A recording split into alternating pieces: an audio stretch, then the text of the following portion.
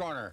I consider these Victorian masks the most enjoyable and striking in the world because they preserve part of you. This book from Dutton is filled with 24 authentic Victorian masks to punch out and wear. Whee!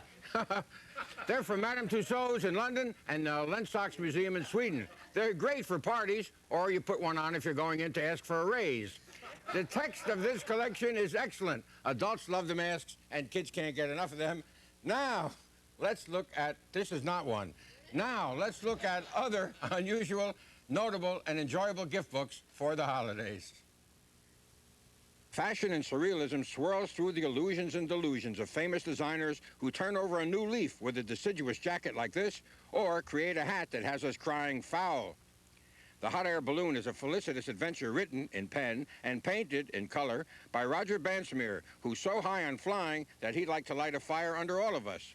Remember radio? Sure, but remember radios? Looks like a used car lot, but they're radios from 1946. Here's a 1935 table model. Charlie McCarthy in 1938, and a 1941 baseball radio. Radios, The Golden Age by Philip Collins is a cheerful bit of nostalgia. Daughters of the Painted Ladies is a pleasure journey among the great Victorian homes painted with imagination, taste, and daring.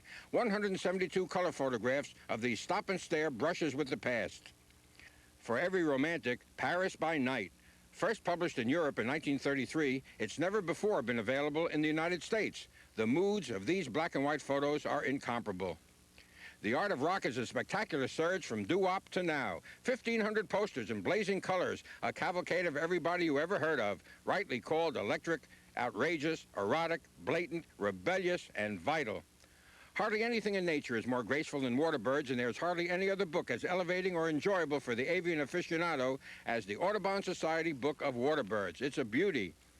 Architecture Transformed surveys photographs of buildings from 1839 to the present, and what a present this makes for fans of facades. Incisive text and handsome design make this a winner for expert and layman. American Vernacular reveals in 225 color photos the regional influences of architecture and interior design that use local material and reflect their own sense of place. Yes, there are cowboys, and Kurt Marcus took his camera into the sparse regions of Idaho, Oregon, and Nevada for Buckaroo, a roundup of life in the Sagebrush Basin. Picture windows is a novel notion by photographer John Fall, who shot through windows all over America, an exhilarating look through a glass, brightly. You might think about planting a copy of Country Gardens under the tree of everyone who wishes winter were over already.